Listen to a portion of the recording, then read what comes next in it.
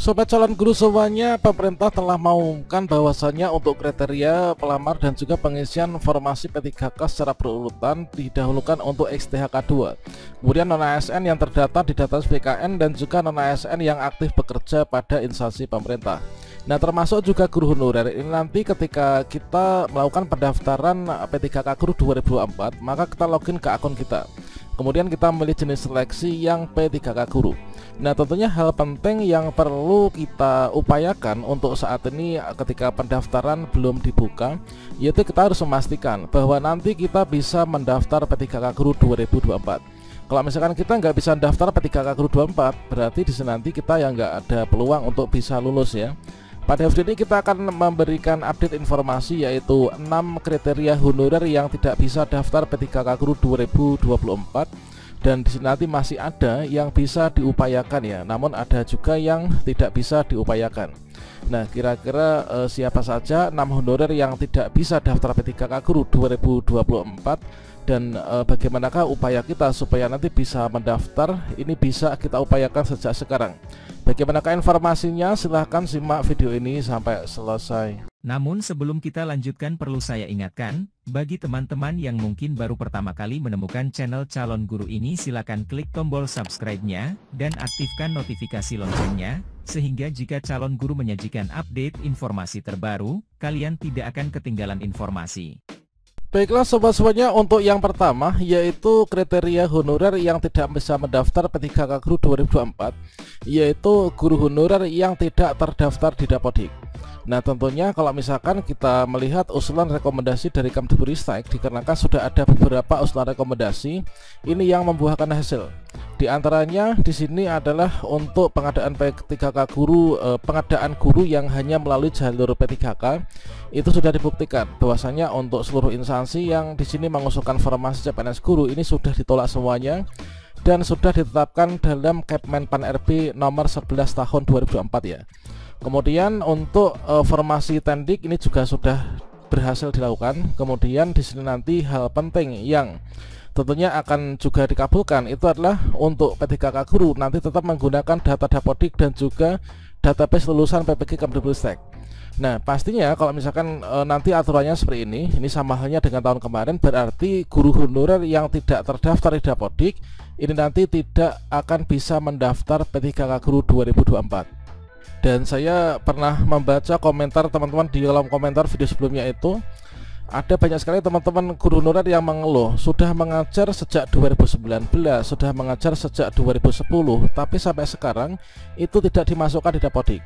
Apakah nanti bisa mendaftar? Ya, jawabannya tentu tidak bisa ya, karena untuk kita bisa mendaftar P3K Guru ini nanti harus terdaftar di Dapodik teman-teman. Nah, kalau misalkan teman-teman tidak terdaftar di Dapodik itu nanti bisa bisa mendaftar, namun kalian harus masuk di sini ada opsi ya, yaitu database lulusan PPG Kemdikbudristek. Nah, kalau misalkan teman-teman lulusan PPG Prajabatan misalkan, ini kita nggak mengajar pun, nggak masuk Dapodik, ini kita bisa nih untuk nanti mendaftar P3K Guru tahun 2024. Jadi untuk poin pertama, guru honorer yang tidak terdaftar di Dapodik ini kira-kira masih bisa diupayakan apa enggak? Ya, tentunya sepertinya ini sudah nggak bisa ya. Sekarang itu untuk masuk Dapodik bagi honorer baru itu sudah nggak bisa teman-teman. Apalagi perpindahan dari guru sekolah swasta pindah ke negeri itu, kalau di daerah kami ini sudah nggak bisa ya. Jadi untuk yang pertama yaitu kriteria honorer yang nggak bisa mendaftar P3K Guru 2024, yaitu guru honorer yang tidak terdaftar di Dapodik. Kemudian untuk yang kedua yaitu guru honorer yang terdaftar di Dapodik tetapi tidak sebagai seorang guru. Memangnya ada untuk guru honorer yang terdaftar Dapodik tapi tidak sebagai seorang guru? Tentu saja ada ya. Nah, misalkan adalah terdaftar Dapodik tapi sebagai tenaga administrasi atau mungkin juga sebagai penjaga dan lain sebagainya. Nah, kalau misalkan teman-teman tujuannya ini kalian sudah punya ijazah S1 misalkan, tujuannya ingin daftar P3K Guru kan nanti di Dapodiknya itu harus sebagai seorang guru ya, baik itu di sini guru mapel ataupun juga sebagai guru kelas. Nah, ini harus jelas nih, apakah kita itu terdaftarnya sebagai seorang guru ataukah tidaknya teman-teman. Untuk yang ini kalau misalkan teman-teman masih kondisinya itu bukan sebagai seorang guru, ini masih bisa nih untuk diupayakan. Nah, kalau misalkan teman-teman ijazahnya S1, maka silakan Dapodiknya diubah menjadi statusnya guru ya, supaya nanti bisa mendaftar P3K Guru tahun 2024. Kalau misalkan nggak diubah, tentunya kalian bisa mendaftar, namun nanti sebagai formasi tenaga teknis ya, teknis administrasi yang ada di sekolah. Kemudian yang ketiga, yaitu guru honorer yang tidak melakukan verval ijazah di Info GTK. Ini tentunya kita nggak akan bisa nih untuk mendaftar P3K guru. Dan selanjutnya di sini sebagai contohnya, ketika teman-teman tidak melakukan verval ijazah di Info GTK, maka ketika kita ditarik data ya, melakukan pendaftaran di SSCSN berdasarkan dari data Dapodik kita, maka di sini nanti prodi di Dapodik ini nanti nggak akan terbaca ya. Nah, prodi Dapodik nggak akan terbaca, sehingga jabatan ini nggak akan bisa terbaca. Kalau misalkan prodi di Dapodik nggak terbaca, jabatan nggak terbaca, otomatis kita nggak bisa nih untuk melanjutkan pendaftaran teman-teman. Oh ya, di sini sebelum kita lanjutkan perlu saya sampaikan bahwasannya untuk video tutorial terkait tentang pembahasan ini sudah saya sediakan di kartu video ini.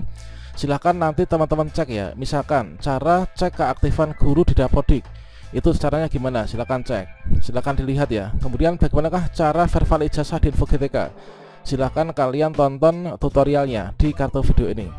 Kemudian untuk yang keempat, yaitu guru honorer yang terlibat pada politik praktis atau terdaftar sebagai seorang pengurus atau mungkin juga sebagai seorang anggota parpol, entah itu disengaja menjadi pengurus parpol ataupun juga mendaftar sebagai anggota parpol, atau mungkin hanya sekedar dicatat saja. Tentu saja kalau misalkan nih kita terdaftar di parpol, ya kita nanti nggak bisa nih untuk melanjutkan pendaftaran.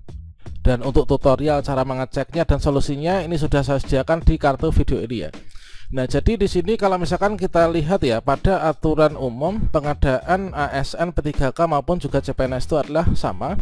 Ini untuk persyaratan-persyaratannya. Nah, di sini ada poin penting ini yang bagian E. Tidak menjadi anggota atau pengurus partai politik atau terlibat politik praktis. Nah, kalau misalkan kita terlibat ya kita nanti nggak bisa untuk melanjutkan pendaftaran ya. Nah, sebagai contohnya ini adalah misalkan kita cek ya, kita cek ternyata nik saya ini terdaftar di sebuah partai sebagai seorang bendahara. Ini di kecamatan ini kan. Nah, kalau misalkan sampai sekarang teman-teman mengecek niknya terdaftar di parpol atau sebagai pengurus parpol terlibat sebagai politik praktis, maka kalau misalkan memaksakan diri untuk mendaftar, maka ujung-ujungnya akan mendapatkan tampilan seperti ini. Mohon maaf, Anda tidak lolos tahap administrasi karena belum memenuhi persyaratan. Alasan TMS-nya adalah terdaftar sebagai anggota partai politik ya, atau parpol. Nah, untuk tutorial cara ceknya dan juga solusinya, silahkan teman-teman lihat video di kartu video ini ya. Kemudian yang kelima, yaitu guru honorer yang daerahnya tidak membuka formasi jabatan yang sesuai dengan linearitas ijazahnya. Tentu saja kita nanti juga nggak akan bisa nih untuk mendaftar. Dan sebagai contohnya, misalkan ini adalah kita ambil contoh dari salah satu daerah itu hanya membuka 3 formasi P3K guru. Yang pertama, guru ahli pertama, guru PJOK, kemudian guru TK, kemudian guru kelas SD.